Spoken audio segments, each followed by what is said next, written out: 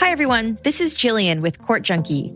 Court Junkie is a true crime podcast that covers court cases and criminal trials using audio clips and interviews with people close to the cases. Court Junkie is available on Apple Podcasts and podcastone.com.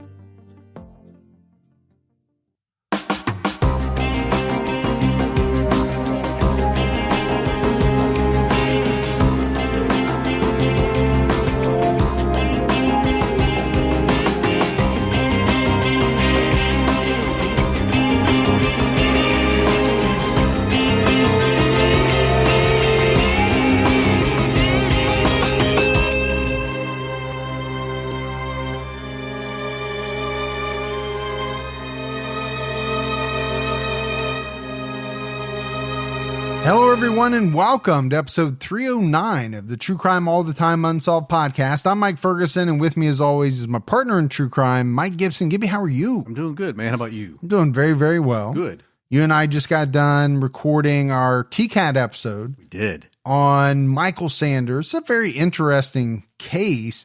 Michael Sanders was one of 5 supposed bounty hunters. Yeah.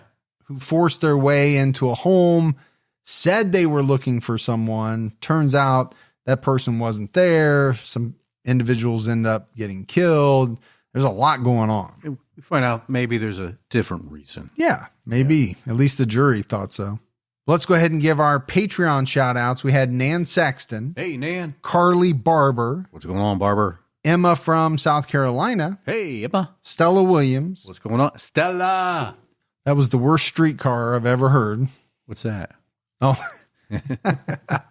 you just wanted to yell Stella? Yeah. We had Christina Coker. Hey, Coker. Tara Wickersheim. What's going on, Wickersheim? TM. Hey, TM. Jackie Coker. Well, thank you, Jackie. Nanny Sexton. What's up, Nanny? Mona Fredrickson. Hey, Mona. Ricky O'Brien. There's Ricky. Allison Burke. Well, appreciate that, Burke. Nicole Martland. Hey, Martland. Yeah. That's like a fish. I don't think it is. Tamara. I don't think it is at all. Tamara Ebel. Hey, Ebel. Mike Dill. What's up, Dill? Winter S. Like S? Like just initial S? Yeah, S. Oh, okay. What's up, S? Sue Pierce. Hey, Sue. Caitlin Burr. Hey, Burr. Kathy Allen. Appreciate that, Allen. Heidi Hoyt. Hey, Hoyt. And last but not least, Michelle Bailey. Well, thank you so much, Bailey. And then if we go back into the vault, this week we selected James Caan. Well, thank you, James. And every time I see that name, I want to say James Caan. Yeah. Well, it can't be him. No. Unless he's coming from the grave. Yeah. He passed away. He's no longer with us, but great actor. Sure. All right, buddy. Are you ready to get into this episode of True Crime All the Time Unsolved? I'm all set. We're talking about the unsolved murder of Lisa Au. Lisa Au was last seen driving away from an apartment building on a rainy night on the island of Oahu, Hawaii. Her car was found abandoned the next day, and Lisa's body was found 10 days later. Although her death was classified as a homicide, Lisa's cause of death is still undetermined, and no one has ever been arrested or charged in connection with her murder. Lisa Au was born on July 25th, 1962 in Honolulu, Hawaii. She was just 19 years old when she died. Lisa's parents were Chester Au and Patricia Au Kanamano, who have both passed away. Lisa's younger sister is Mai Lee McIntyre. Lisa worked as a hairdresser at Susan Beer Salon, Kailua. She had recently moved out of her parents' house and into an apartment with her friend Candy Maynor, who was also a hairdresser. Lisa was dating a young man named Doug Holmes, who was a student at the University of Hawaii. You ever been to Hawaii? Back in my surfing days. You being serious or no? When I was on the surfing circuit. On the circuit? That's one place I have never been. I've never been there either. Really? No. My wife and I have talked about going, but we always end up picking a different destination. I know a lot of people love it. Waiting for CrimeCon to be there. That seems like a strange place because it's not central to anything. Central to people that live in the Pacific. I guess. I'm sure at some point I'll visit it. But, it was said that Lisa was not the type to disappear for any length of time. She was described as a stable and cheerful person, according to the Honolulu Star Bulletin. I mean, this is something we hear so often. I won't say we hear it every time, because we have had cases where, people were said to have disappeared, often for, some length of time. They would show back up, sometimes without warning. But the majority of people who go missing, when their friends and family talk about them, it's, they would never just run off. Right. They would never not tell anyone.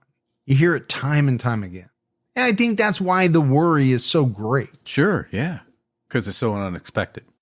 Former homicide Lieutenant Gary Diaz told KHON2, everyone who knew her that we spoke to would describe her as being someone who was just an ideal young lady, an ideal daughter. Lisa achieved a significant life accomplishment. Just before she died, she got her driver's license. She had only had her driver's license for 2 days when she went missing. That's a big deal. Oh, I can remember when both of my girls got their driver's licenses. They were so happy. I took a picture of each of them. And it's probably the happiest moment, one of the happiest moments of their lives. Is like, we're finally independent, at least to some degree. We can get away from mom and dad. What they didn't realize was mom and dad were just as happy, because you're like, now we don't have to run you to every practice. No, I think we told them that. Yeah.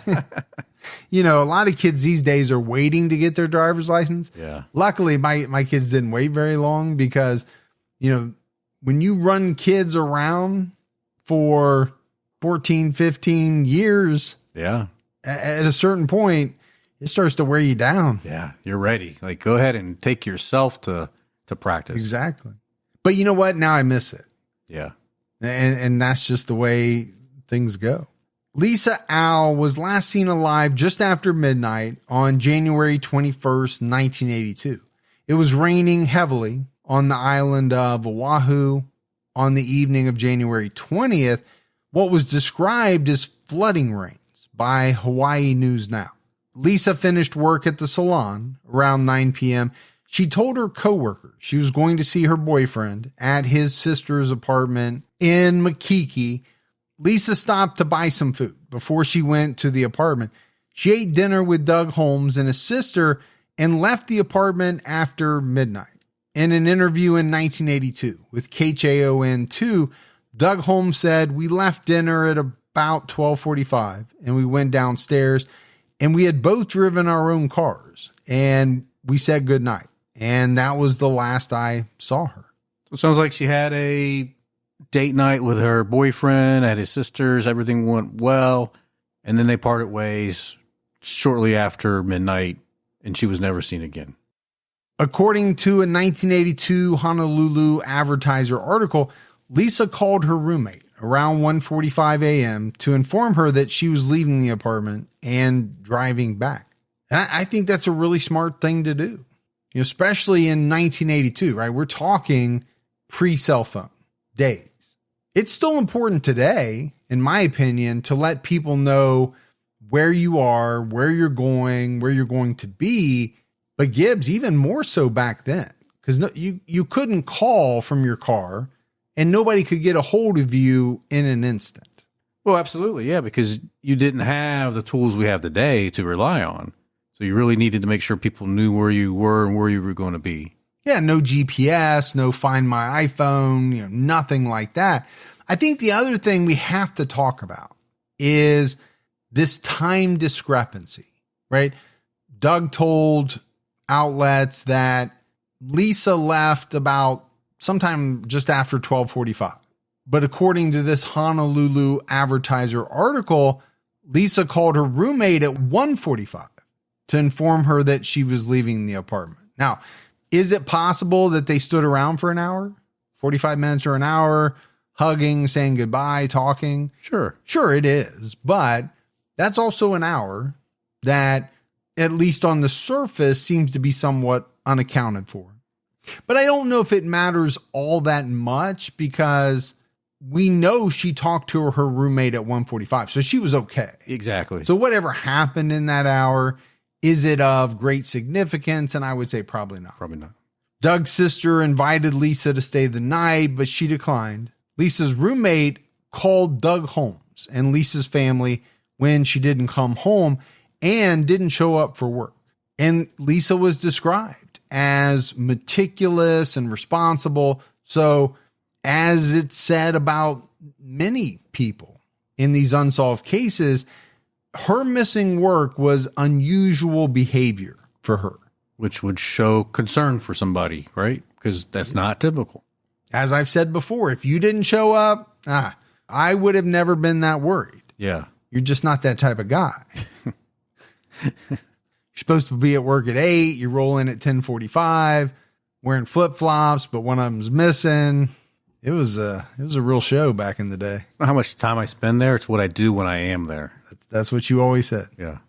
So people are already worried about Lisa. Lisa's parents called Doug, who was in his dorm at the University of Hawaii. He said that he would go out to look for Lisa. At around 12:30 p.m., he found her vehicle, a 1976 Toyota, parked on the shoulder of the road at the intersection of Mona Willie Street and Kalani Aniole Highway, near the old Kailua Drive-In. Lisa, though, was nowhere to be seen. Lisa's car was parked 75 yards from Mona Willie Road, 100 yards from a public phone, a mile from her parents' home, and 2 miles from her apartment. So I do think that, this is important. She's not that far off the road. She's very close to a public phone. Yeah. She could have walked either to her parents' home or to her apartment. Yeah, she's a 15-minute walk to her parents, maybe 25 minutes, half an hour to her own place. Yeah, so if you're thinking about a scenario where her car broke down, my thought is most likely she walks the 100 yards and calls somebody. Her boyfriend, her boyfriend's sister, her parents. Now, we know it was pouring down rain that night because they had flooding and things like that. So that might be somewhat of a hindrance, but... Well, but if you're stranded and your car doesn't work... You're going to do what you have to. Yeah, I don't know that the rain is going to stop you from, trying to get to the phone. I guess my point was, if I'm analyzing this situation, to me, it doesn't seem like a good thing that she didn't make a phone call, that nobody has a record or called in to say, oh, I heard from her. She called me to say that her car had broken down. Well, if it wasn't a breakdown... Then you're left with maybe something a little more sinister. Exactly. The driver's side window of the car was rolled down. The lights and windshield wipers were on, and the battery was dead. An officer who arrived at the scene noted 2 to 3 inches of water on the floor. The seat was also completely soaked, but Lisa's purse, which was on the seat, was dry. The officer was concerned that the purse was placed there after the rain stopped. He also noted scratches on Doug Holmes's face. So now things are getting a little interesting. Well, you're getting more pieces to the puzzle. I don't know what they mean. I mean, you just mentioned flooding rains. Most people don't roll down their car window when it's, raining cats and dogs. They just don't do it. But the fact that it was rolled down means something. Why would you roll your window down while you're in a car? Yeah, is it because somebody pulled up next to you, came over, wanted to talk to you, you knew them? Those are the avenues I think that you kind of have to go down. And then we have this, amount of water in the car. I don't make much from that because the window's down. Yeah, so that's just going to be the blowing rain coming in. But the fact that the purse is dry is mysterious. Yes, because the car is soaked. Yeah. The seat is soaked. How can the purse be dry unless it was placed there sometime later after it had stopped raining? Yeah. And then you have the scratches on Doug Holmes's face. Okay, that's never going to look good when your significant other is missing. No. There's going to be questions around that. Or should be. Yeah, well, I think if there's not, then somebody's not doing their job. According to Hawaii News Now, crime scene technicians determined that Lisa's car was wiped clean of any evidence. Her purse, wallet, car keys, $1 and some change, a package, and some clothes were found on the seat of her car. Her license and registration were missing. And for me, I always think of it as a very bad sign when it's determined that a car has been wiped clean, right? You think about driving your car. Yeah. You're touching everything. The center console, the radio, the knobs, the steering wheel. I mean, at the very least, you would expect to find her prints Throughout. If you don't find any prints, which I'm assuming is what is meant by wiped clean, prints, blood, nothing, that's a bad sign. Yeah, it kind of screams foul play. Well, it means somebody purposefully wiped the car down. And why would they do that if nothing nefarious was going on? And then you have the fact that her purse, her wallet are left in the car. I don't think she would have left those behind. No. But then the license and registration was missing. What does that mean? The Honolulu Advertiser reported that a witness saw the car at 1:45 a.m., about an hour after Lisa left the apartment. So again, we go back to that timing thing. It's thought that she left at 12:45 because that's what Doug said. So if that's true, why would she call her roommate at 1:45 and say, I'm leaving? Yeah. That, to me, is odd. According to KHON2, witnesses reported seeing a car with blue flashing grille lights behind Lisa's car, which led to speculation that either a police officer or someone pretending to be was involved in Lisa's disappearance. Well, it's not the first time we've heard stories about people pretending to be the police. No, and unfortunately, most people are a little afraid of the police. And so if they think they're being pulled over, they're going to stop. I mean, that's just kind of what you do. You're supposed to stop, so you stop. But what if that person is not a real police officer? This, gives me a little bit of Zodiac vibes. Yeah. Now, I don't think that person didn't have flashing lights, but had the flashlight, which kind of made it seem as though they were some type of law enforcement officer. Newspapers reported on this theory within a couple of days of Lisa's disappearance. The fact that her window was rolled down and her license and registration were missing kind of supported the theory that, okay, she might have been pulled over and given her license and registration to an officer. So we mentioned it, right? Why was the license and registration gone? Well, it does fit with this theory, scenario.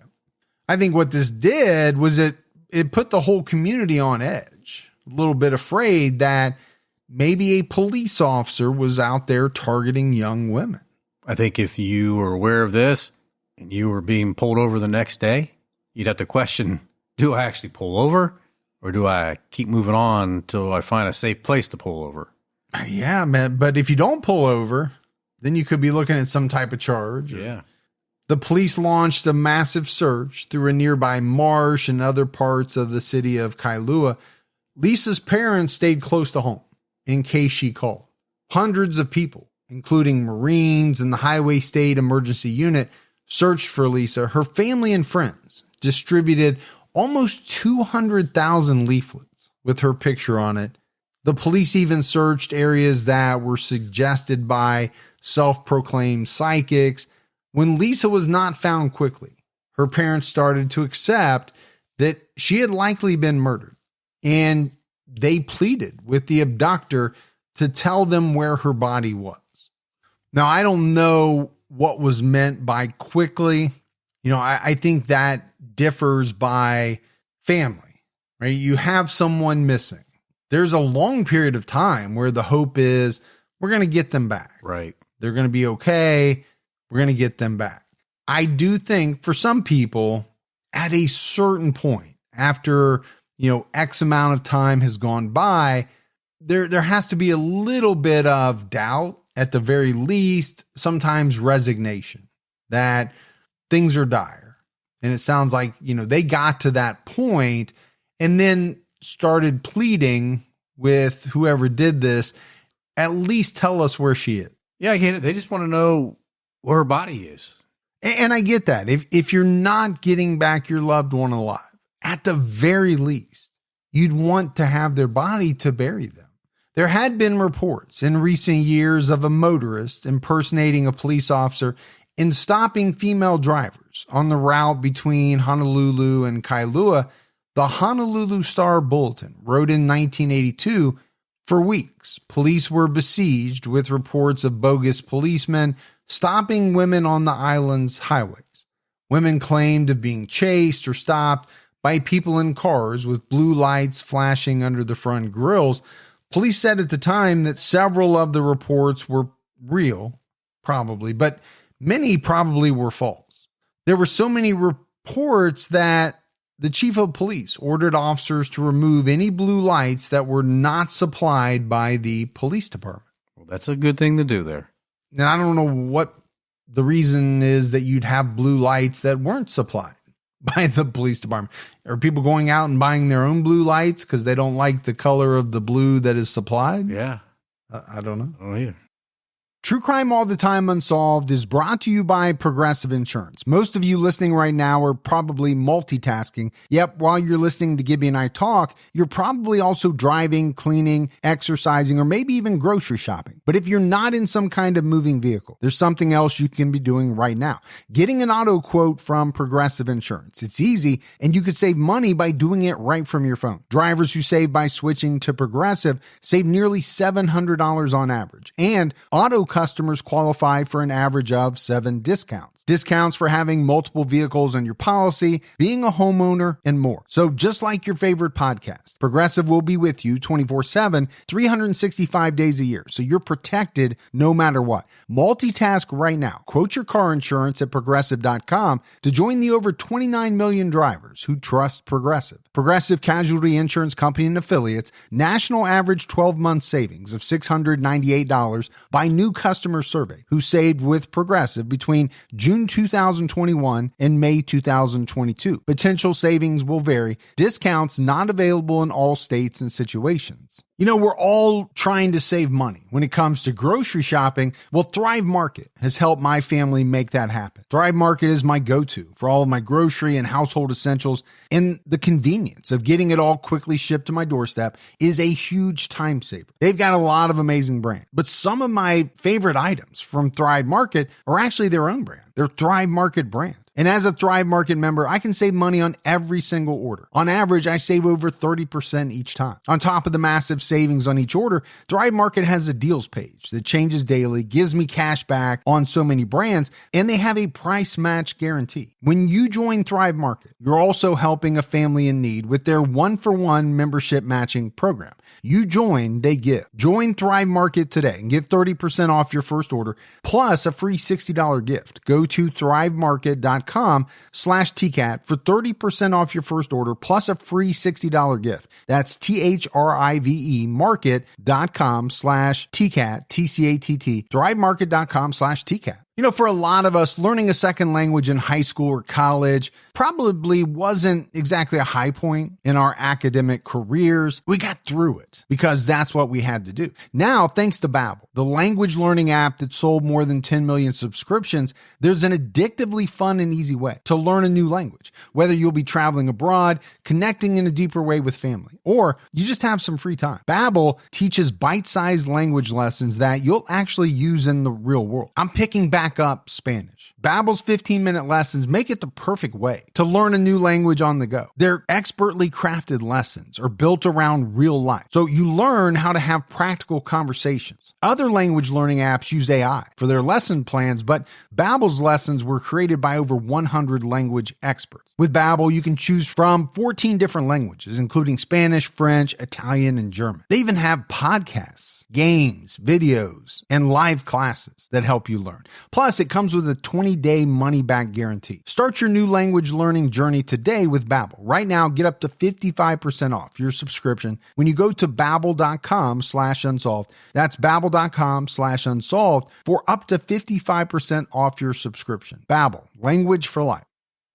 On January 30th, 1982, a repossessed car was found with blue lights behind the grille, and it was reported to the police, but investigators found no direct evidence connecting the car to the disappearance of Lisa Al. The police determined that it belonged to a prison guard who bought it from a police officer. So I guess that could explain why it had the blue lights on it.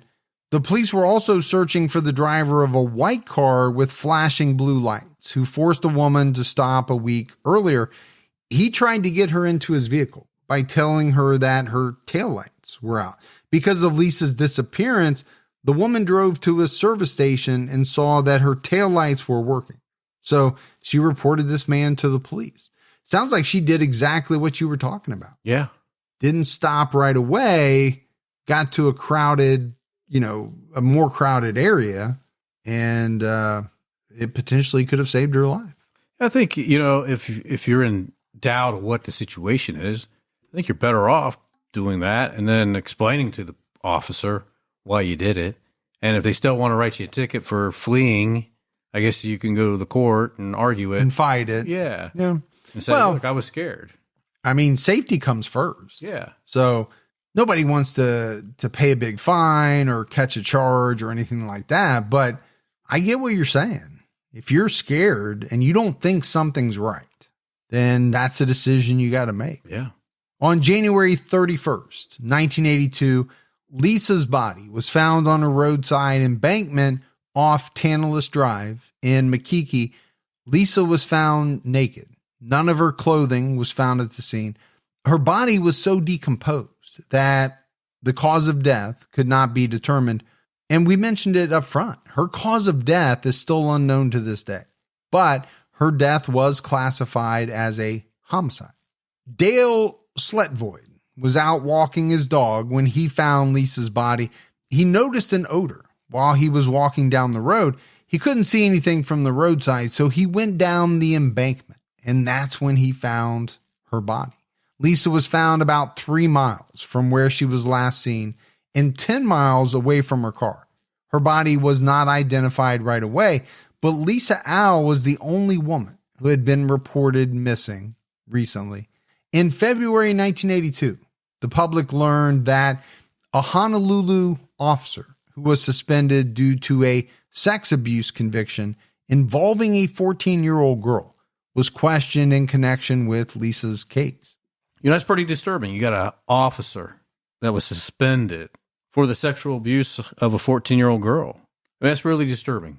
Well, and I think you could see why, at the very least, they would want to question him for sure in connection with Lisa's case. But also, what does that do to the credibility of the police department in the public's eye? It diminishes it. It does. I'm sure it does. Now, does every profession have someone who gets in trouble? Yes. Do we seem to hold police to a higher standard? I think we do. As we should. And I think we should. Yeah, you're right. The Honolulu Advertiser talked with Deputy Police Chief Harold Falk about disciplinary actions within the police department.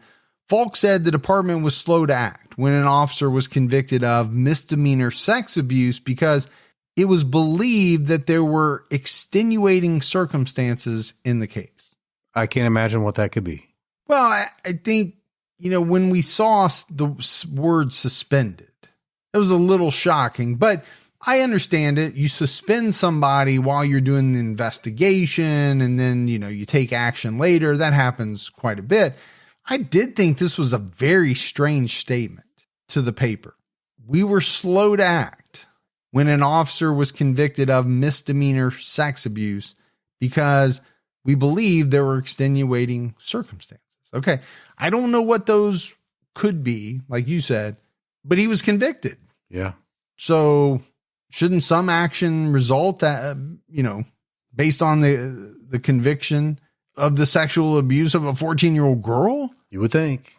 This is like that case we did a few weeks ago where we were talking that using the word slow might not be best in this scenario.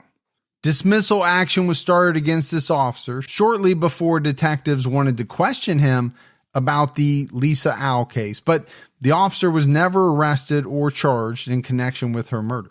The officer also filed a grievance and his dismissal was under appeal. All right, so they tried to get rid of him, and I don't think anybody would be shocked by that after being convicted of what he was convicted for. According to Hawaii News Now, when the officer's name eventually got out, another woman claimed she was pulled over by this officer and that he used blue lights on an unmarked vehicle. There was also a sexual harassment complaint against the officer made by a young woman who did a ride along with him. This officer also happened to live near Lisa Au. So not a stand-up guy. No, and not a person that you want on your police force. I mean, it was never proven, but it sounds as though he potentially could have been this person, who was pulling all these women over, using an unmarked car with blue lights. The fact that he lived near Lisa, doesn't mean anything on its own. No, but combine it with what we do know, and it becomes a little more concerning. Yeah. If this is a decorated police officer who doesn't have the conviction, who doesn't have the complaint, who doesn't have all of these things, and he lived near Lisa Au, you don't put anything to it. No. In May 1982, it was reported that homicide detectives completed their investigation and turned over their findings to the city prosecutor's office. Detective Nelson Lum told the Honolulu Advertiser that he had settled on one suspect who had not been arrested. Police sources told the Advertiser that an unexpected witness led to a break in the case. The witness saw the suspect take Lisa into a car near where her car was found. Police also found physical evidence supporting this statement. And my thought is that this had to fall in line with what the police thought happened, right? Her car is parked here for some reason. Right. Maybe somebody known to her flagged her down. They pulled in together. Maybe she pulled in because it was raining too hard. A car pulled in next to her. This person got her to roll her window down, and then things went bad from there. But this is a bombshell, right? Witness comes forward, says, "Hey, I saw someone putting her in another car." And then it comes out that they found some physical evidence that supported this statement.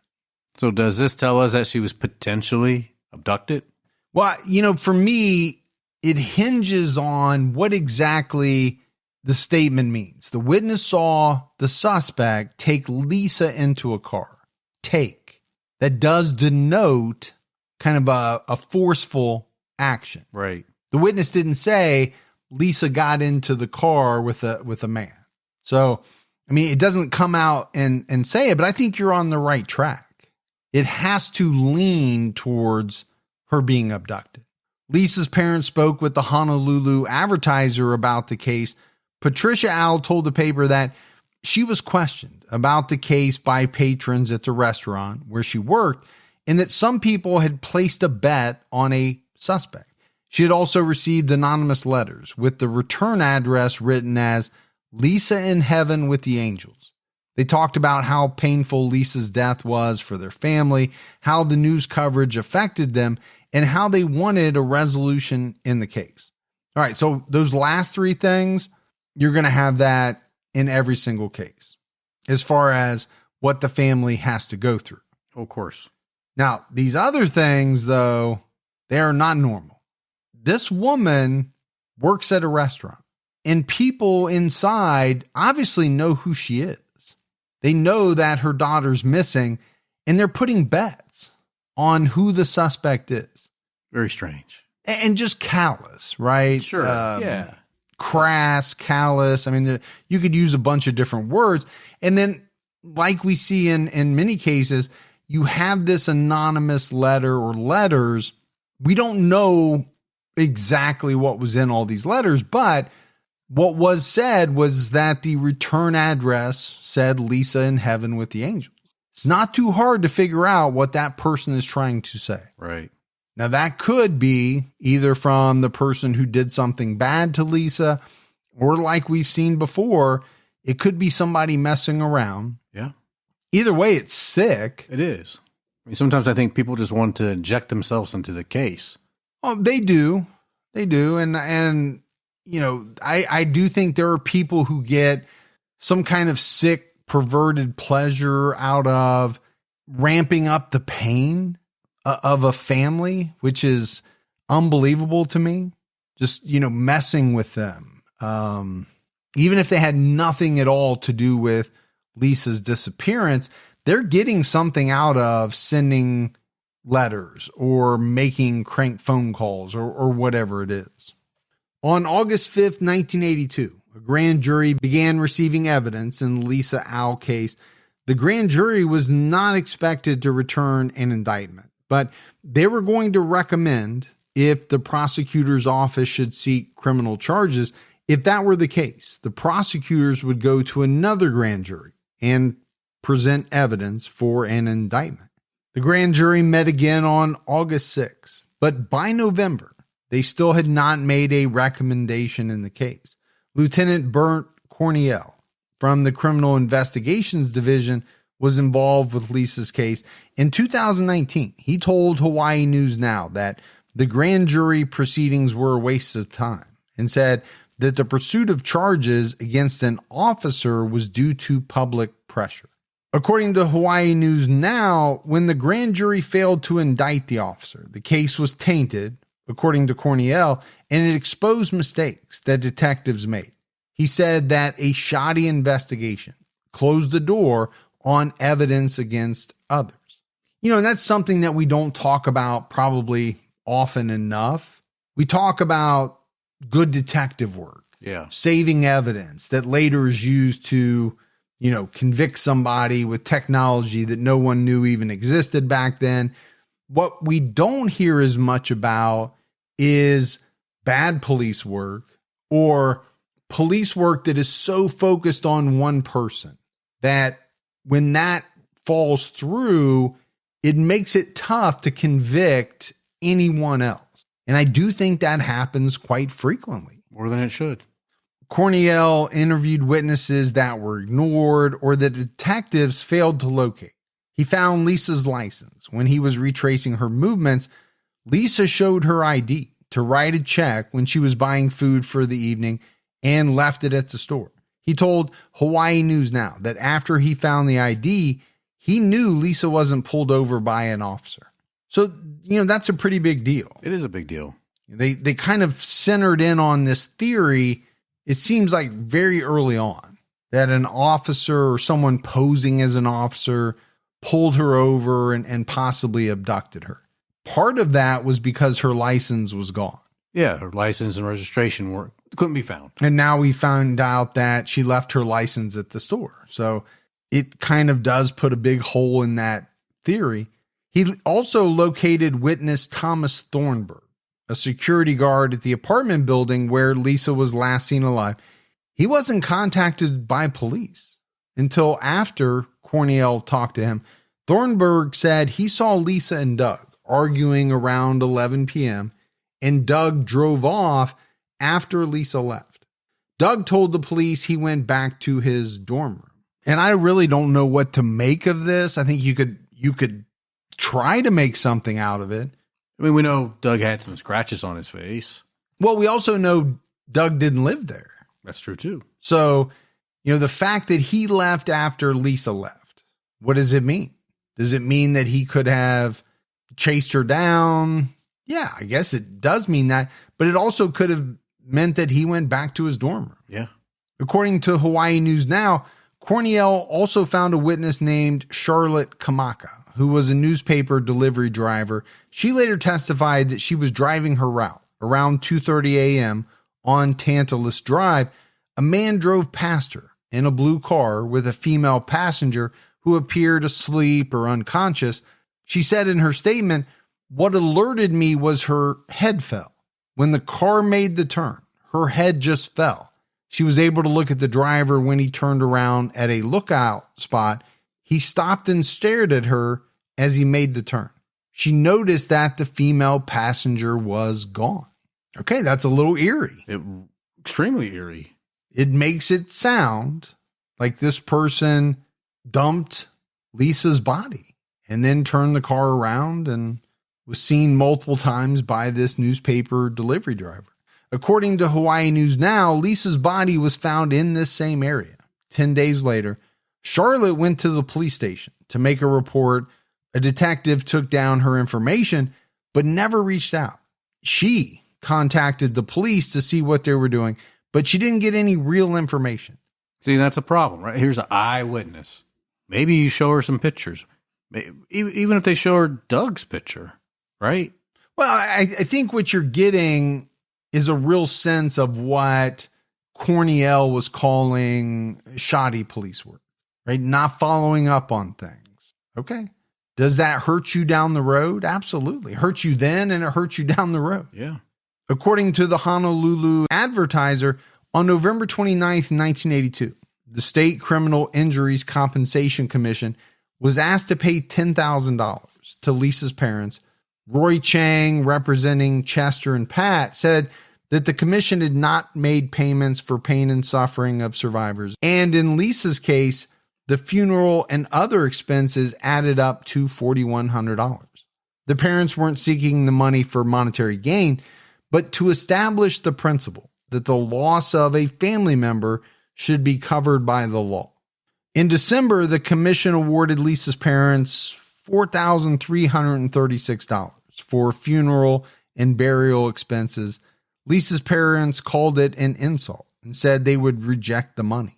Lisa's mother worked as a waitress and her father was a mechanic before he became medically disabled.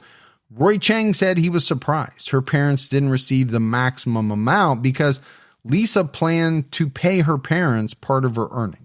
I mean, they offered to pay for the funeral and the burial. I mean, I don't know how that system works. I don't know the ins and outs of it. I don't either.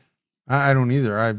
I don't know if that type of scenario exists in every state or, right, certain states. My thought would be I'd rather have the $4,300 than nothing. Yeah, I mean, I really don't even know where they came up with the $10,000. Yeah. Here's something you might never have thought about. Why does laundry detergent come in those massive plastic jugs? Who wants that? Those inconvenient, awkward, heavy jugs are filled with messy goo. That's up to 90% water. Washing machines already use water, so why should we pay more for it? Not to mention, 91% of those jugs don't get recycled. That's right, 700 million detergent jugs wind up in our landfills every single year. But it's not like you can just stop doing laundry. So do what I did. Switch to Earth Breeze. My new Earth Breeze laundry detergent eco sheets look like dryer sheets, but they're not. They dissolve 100% in any wash cycle, hot or cold. It couldn't be easier. No measuring, no mess. You just toss them in. And most important, you still get a powerful clean for your clothes. I'm telling you this, but you won't really know until you try it. If you don't like it, Earth Breeze will give you a full refund. You don't even have to send it back. That's how confident they are that you'll love it as much as I do. Now's the time to try Earth Breeze because right now, our listeners can subscribe and save 40%. Go to earthbreeze.com/TCAT to get started. That's earthbreeze.com/TCATT for 40% off. earthbreeze.com/TCAT. On June 16th, 1983, Lisa's remains were exhumed so that Dr. Ronald Kornblum, chief of forensic medicine for Los Angeles County, could examine the remains and take samples for further study.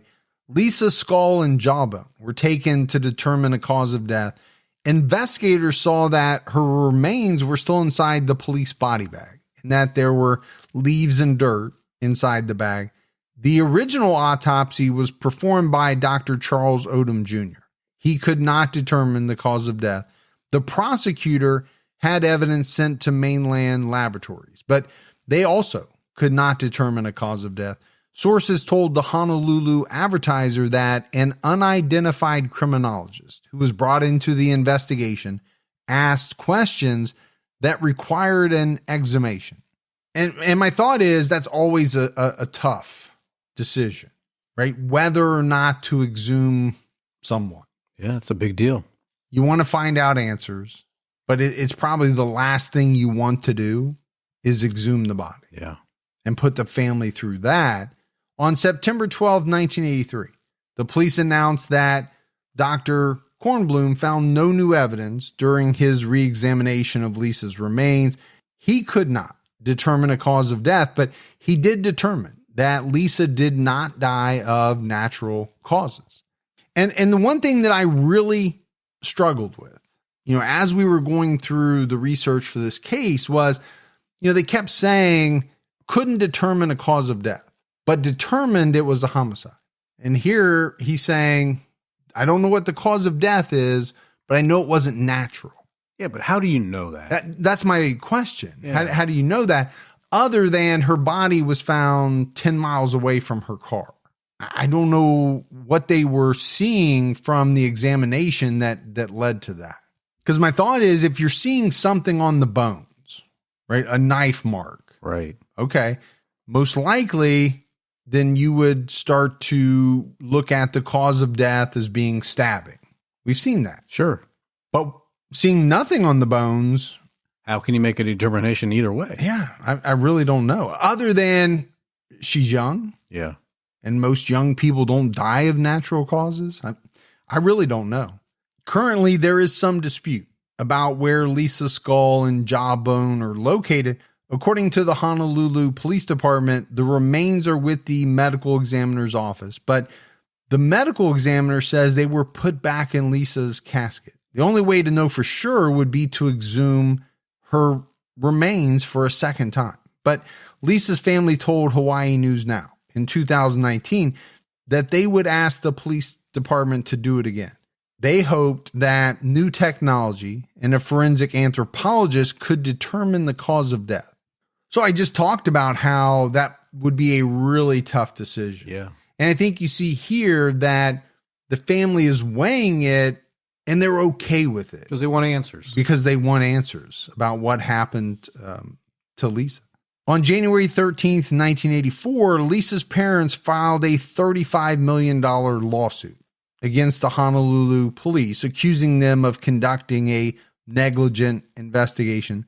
The suit also alleged that the city was negligent because of unsafe conditions on the highway. The suit accused the city of failing to take reasonable precautions against the improper use of blue police lights or reasonable facsimiles on public roadways.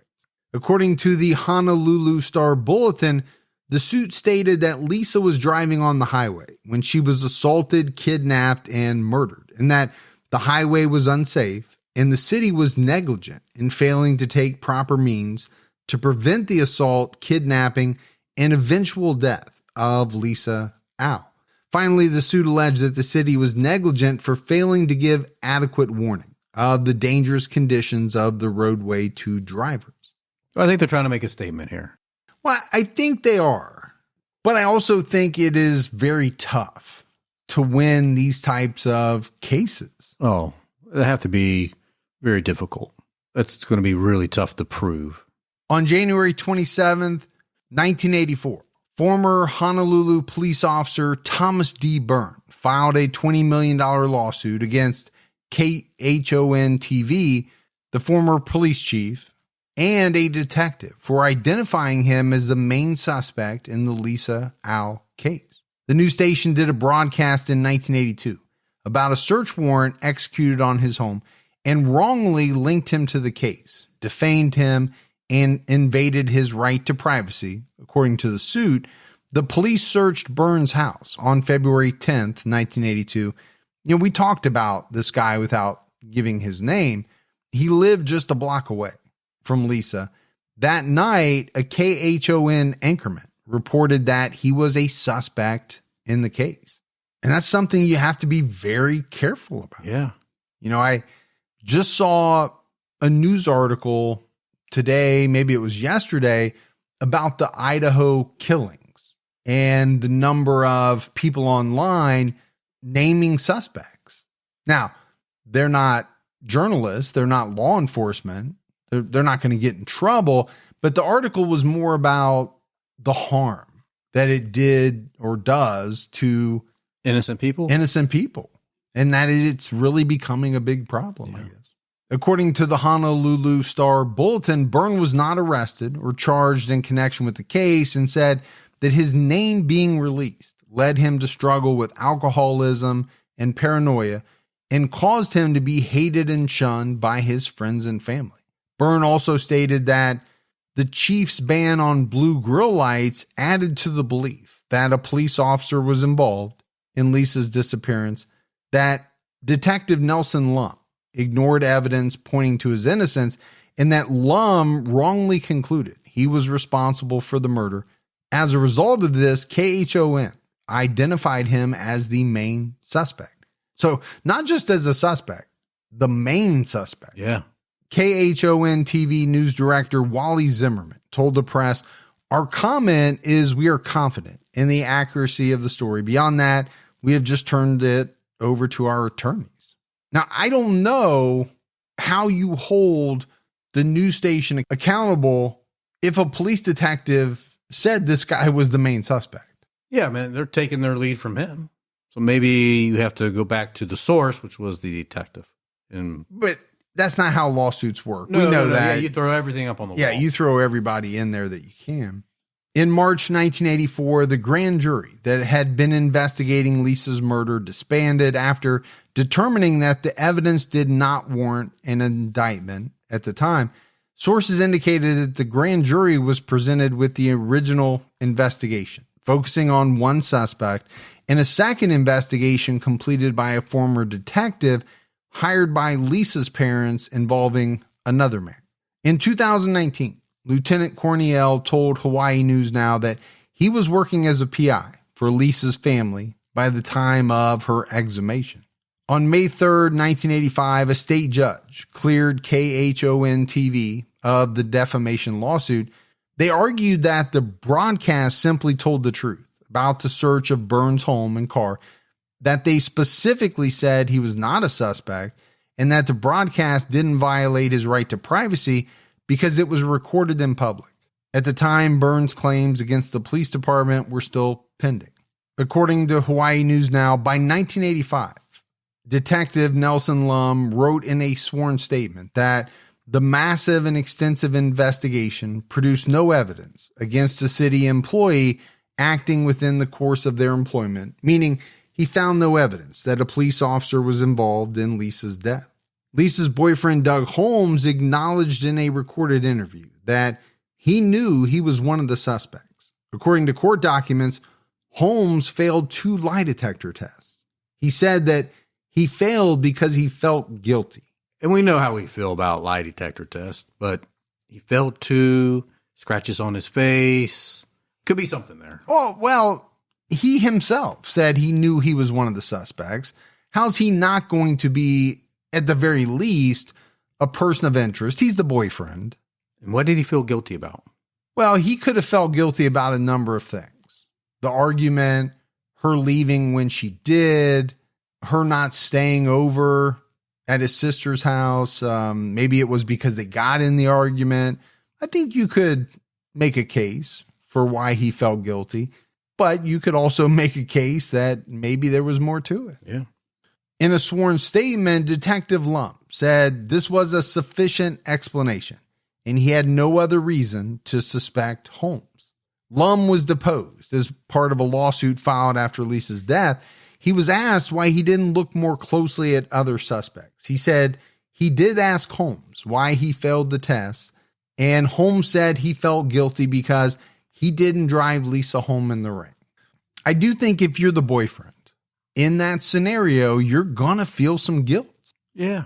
For maybe a number of different reasons. What if I would have drove her home that night? Yes. This would have never happened. Yeah. I'm not saying he didn't have anything to do with it. I'm surely not saying he did. Don't call me Shirley. Oh, yeah. Sorry about that. According to Hawaii News Now, Lum said he didn't think Doug Holmes had a motive to kill Lisa because there was no third party involved, meaning no jealousy, and there was no money involved. There was no baby coming. There was no reason for him to do it. Holmes admitted he was trying to end the relationship because he was going to college, being educated, and Lisa was more or less staying still. Okay, it's kind of a rough statement. It is.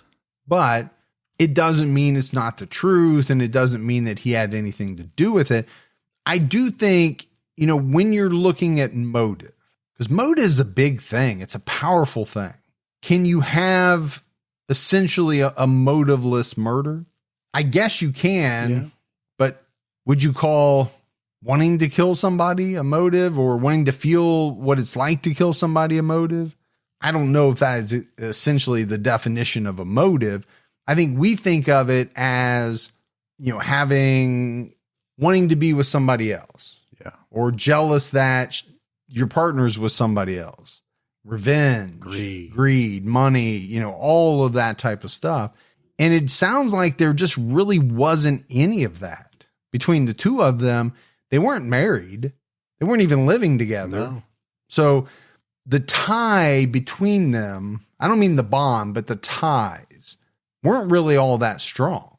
One or the other could have just broken it off and they walk away, right? There's no custody. There's no splitting up of assets. So you don't need to kill somebody if you want to get them out of their life in that scenario. You just break up with them. Unless the killer didn't want to let her go. Okay, so in that scenario, she wanted to break it off. Yes. And he didn't want her to. Yeah, I understand that. If one party doesn't want the relationship to end, there could be a scenario of, and we've seen it before, if I can't have you, nobody else can. Yeah. Now, if Doug's telling the truth, that wouldn't hold true here because he said he was getting ready to end it. But could be a cover. It could be a cover. We don't know. We don't. On January 13th, 1986, a state judge dismissed Al's lawsuit.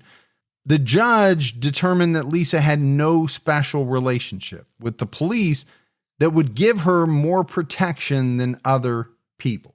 And I guess maybe that's what I meant when I said this is going to be a really hard, tough lawsuit to win because, if you think about how many people are murdered in this country alone, if the police had to pay out the families of every murdered victim, there'd be no police forces. Yes. The cities and the police would be bankrupt. The cities would go bankrupt. Now, if they had mistakenly killed her, that would be a completely different scenario. For sure. According to the Honolulu Star Bulletin, testimony from two officers who reportedly saw Lisa Al and another individual on the night of her disappearance was cited in court. At a hearing on the dismissal, the family attorney argued that the officers who saw the cars that night had a duty to stop and help people who were stranded in what he called a zone of peril, but the judge disagreed. The following quotes come from the Honolulu Star Bulletin. On February 11th, 1982, officers Michael Rayfeld and Mark Port told a psychologist that they saw two cars parked where Lisa was believed to have been abducted. Rayfeld said he thought Lisa was worried and didn't trust the person she was with until she saw him. Rayfeld said, and I think that when she saw me, she trusted it, thinking that he, the man with her, had called it all in on the radio. Rayfeld saw the cars twice that night. He said he believed Lisa was doubting whether or not the man was a policeman because when I went by and I saw the car window was down a little bit on her side. I think not only because it was raining, but I think that she kind of just slipped her driver's license out the window when he asked for it, not trusting him. When he passed by, he saw Lisa checking to make sure he was a police officer. He told the psychologist, I feel like I'm almost an accomplice, that I gave her that feeling of false security. So, I mean, this is pretty interesting stuff because you have a couple of police officers who are making it sound as though it does seem as though the car parked next to her or behind her or wherever it was, the man that got out was acting like a policeman. I do have a question, though. If they saw that and they thought that at the time, why wouldn't they have checked that out?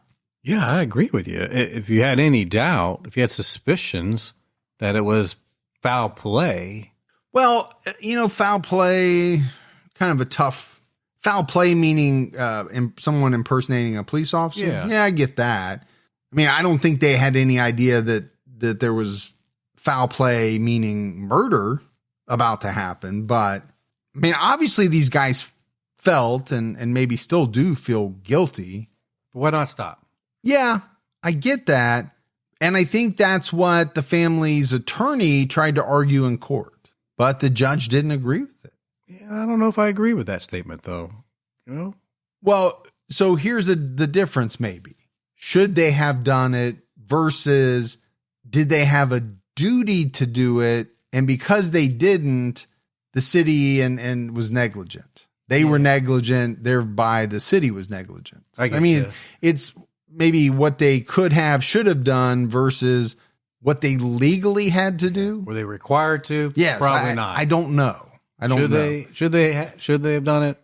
Probably. I mean, we know what the judge ruled, so obviously he felt a certain way about it. According to a 2019 article by Hawaii News Now, Lisa's car broke down near a mudslide that occurred during the rainy evening. Officer Michael Rayfeld was directing traffic that evening and didn't recall seeing Lisa's vehicle. He was asked to tell the grand jury that he did see Lisa's vehicle and saw a patrol officer at her car, but he didn't testify because he refused to lie. All right, so now we have this nugget of information, and I think all it does is really confuse things because, you have one paper talking about testimony made by these two officers. Then there was them telling the story to psychologists, and now you have this news article saying that he didn't testify because it didn't happen, and he refused to lie. Now, this article came out, 37 years after? Yeah. So. But you can get why the family is upset with the way the case was handled. Yeah. Just the information alone is really not. It's all over the place. Yeah. It's all over the place. And it makes it hard to do a podcast because the information is contradicting. And some of that, I think, is the span of time. Sure. Between these articles. Right. Does information later come out that contradicts information that happened 30, 40 years earlier? Sure. Yes, that happens in cases. But Lisa's parents, they didn't give up. On January 20th, 1988, they filed a $4 million federal civil rights lawsuit against the city, alleging that a police officer caused her death. The suit alleged that the officer was convicted of a sex crime and was suspected of committing other crimes, but was allowed to continue working with the department. The suit alleged that the city and the police chief maintained a practice that deprived Lisa of her rights to life and liberty. This practice was entrusting officers suspected of committing crimes with police cars and police authority. So I don't think it's too hard to figure out who they're talking about there, right? Byrne. Right. But we never found anything after that. In the reporting of what happened to this suit, my thought is it was probably dismissed as well. Lisa's mother passed away in 1992, and her father passed away in 1998. The murder of Lisa Au is still one of the biggest unsolved cases in the state of Hawaii. No one has ever been arrested or charged with her murder. The Honolulu prosecutor's office told KHON2 that there wasn't enough evidence for charges. The case is still open, but the police and prosecutors need new information to start up the investigation. And man, have we heard that. Oh, for sure. And I get why that is. You get 30, 40 years on. Yeah. Or 40 years on, right? 40 plus, 41. 40 plus, yeah. Unless you get some type of new information, what are you doing? Yeah, you can comb back through all the files. Maybe you find something that was missed back in the day. And I know cold case detectives do that, but I think that's the exception. You got to get somebody coming forward saying, hey, here's a piece of information. I know this. And maybe it and maybe tie that, other things together. Yeah, kickstarts the investigation back up, or like you said, it ties something that they already knew or things they already knew together to allow them to move forward. Former homicide lieutenant Gary Diaz told the news outlet several theories have emerged that she was on her way home when she was stopped and abducted from the Kailua location, or that she was killed elsewhere and the vehicle was staged in Kailua to make it look like that's where she was stopped. Lisa's sister, May Lee McIntyre, told Hawaii News Now that she would be relieved by any answers. She was only 7 years old when Lisa died.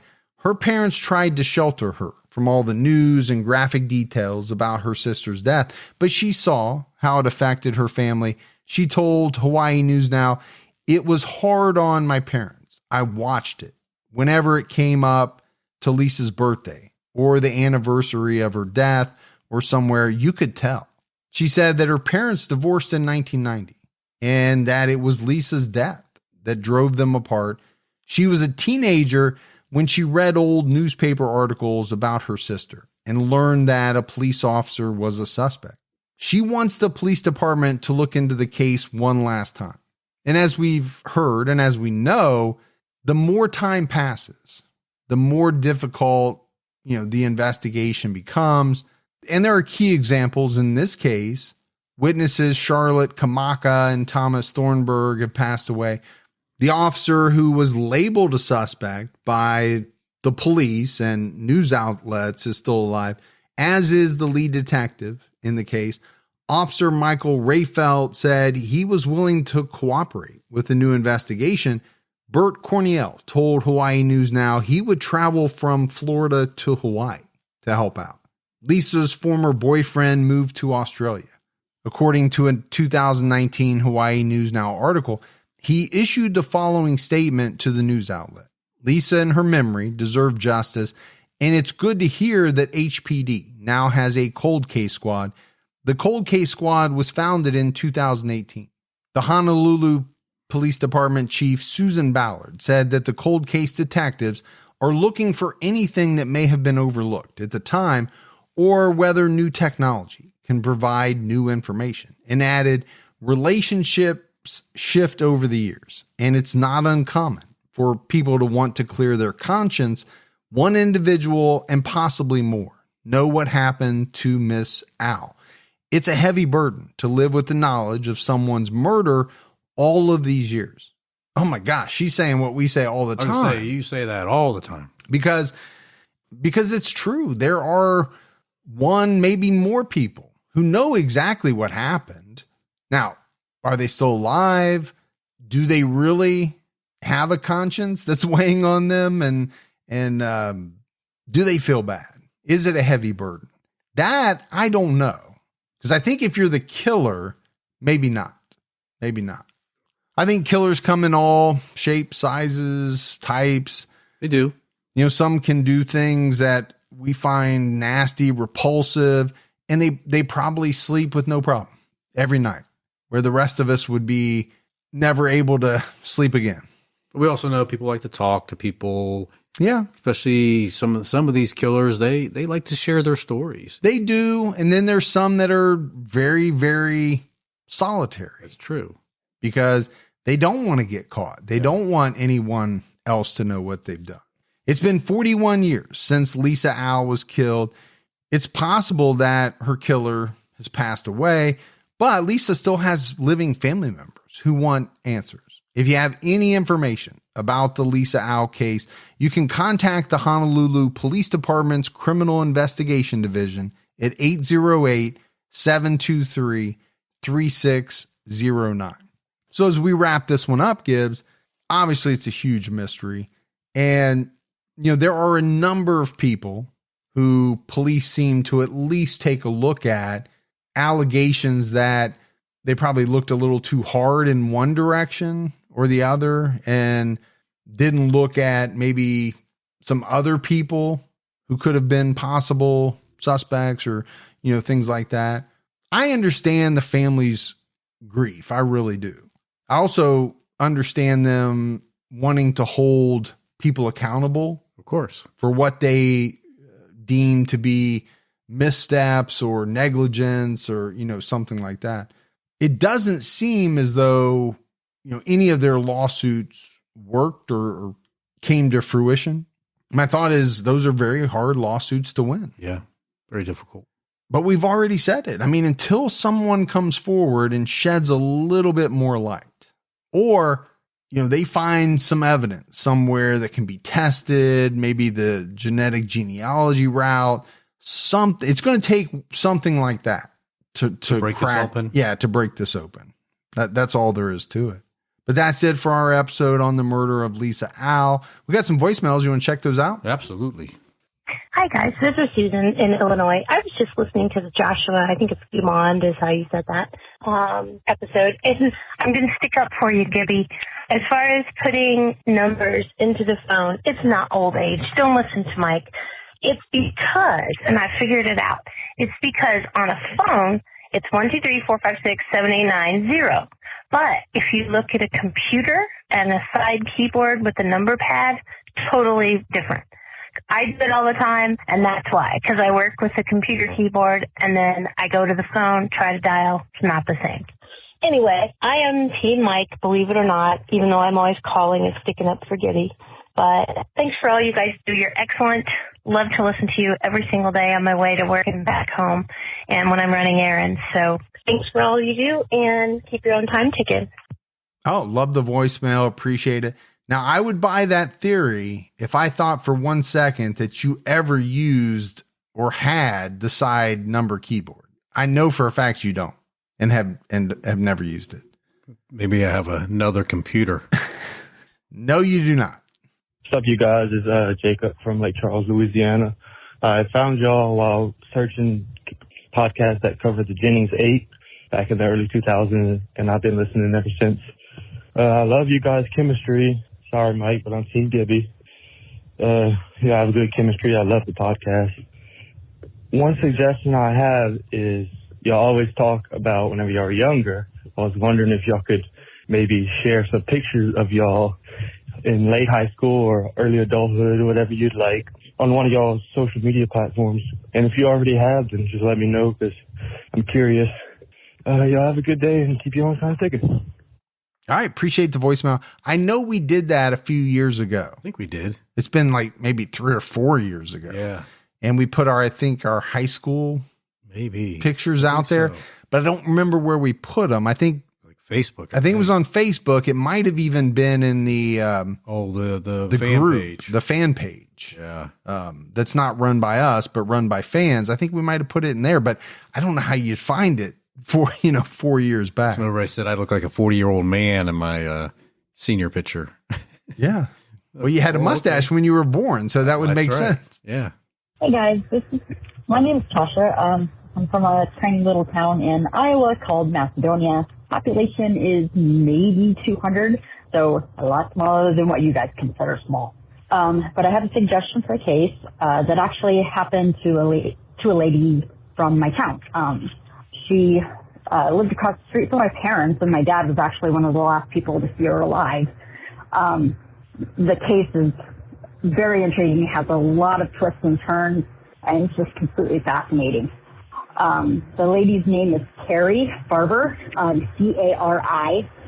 They actually made a Lifetime movie about it, and it was featured on 2020. And I just thought maybe you guys would be interested in checking the case out. You guys have a great night. All right. Appreciate it. We will definitely put down on the list. I wasn't sure if that was solved or unsolved case for sure, but I put it on unsolved. Definitely check it out. Kind of sounded unsolved, but it definitely could be a solved. Macedonia. Yeah. All right, buddy. That is it. Yeah. For another episode of True Crime All the Time Unsolved. So for Mike and Gibby, stay safe and keep your own time ticking.